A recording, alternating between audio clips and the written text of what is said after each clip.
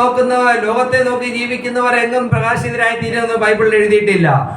സത്യം, അതാണ് കർത്താവായ യേശുക്രിസ്തു പറഞ്ഞത്, നിങ്ങൾ സത്യം നിങ്ങൾ അറിയുകയും സത്യം നിങ്ങളെ സ്വതന്ത്രരാക്കുകയും ചെയ്യും. കാരണം സത്യം ഇതാണ്, ഏകജാതനായ പുത്രനായ യേശുവിനെ അവൻ അയച്ച യേശുവിൽ വിശ്വസിക്കുക, അതാണ് സത്യം. അവനിൽ വിശ്വസിച്ച് അവനെ നോക്കി ജീവിക്കുന്നവരാണ് പ്രകാശിതരായി മാറുന്നത്. നമ്മുടെ ജീവിതത്തിൽ നിന്ന് ഇരുട്ട് മാറിപ്പോണോ, നമ്മുടെ ജീവിതത്തിൽ ദുഃഖം മാറിപ്പോണോ, നമ്മുടെ ജീവിതത്തിൽ നിരാശ മാറിപ്പോണോ, നമ്മുടെ ജീവിതത്തിൽ നിന്ന് പ്രയാസം മാറിപ്പോണോ, നമ്മുടെ ജീവിതത്തിൽ നമ്മൾ നേരിടുന്ന പ്രതിസന്ധികൾ മാറണോ, ദാരിദ്ര്യം മാറണോ, ഞെരുക്കങ്ങൾ മാറണോ, നമ്മുടെ ബന്ധനങ്ങൾ അഴിയണോ, ഒരൊറ്റ കാര്യമുള്ള അവനിലേക്ക് നോക്കണം. നമ്മുടെ നോട്ടം താഴെയിലല്ല നോക്കേണ്ടത്, ലോകത്തിലേക്കല്ല നോക്കേണ്ടത്, പണത്തിലേക്കല്ല നോക്കേണ്ടത്, വ്യക്തികളിലേക്കല്ല നോക്കേണ്ടത്.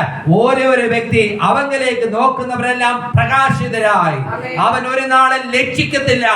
നമ്മൾ ലജ്ജയില്ലാതെ ജീവിക്കണമെങ്കിൽ, ധൈര്യത്തോടെ ജീവിക്കണമെങ്കിൽ, ബോൾഡായിട്ട് ജീവിക്കണമെങ്കിൽ, സന്തോഷത്തിൽ ജീവിക്കണമെങ്കിൽ, സമാധാനത്തിൽ ജീവിക്കണമെങ്കിൽ കർത്താവിൽ തന്നെ നോക്കണം നമ്മൾ.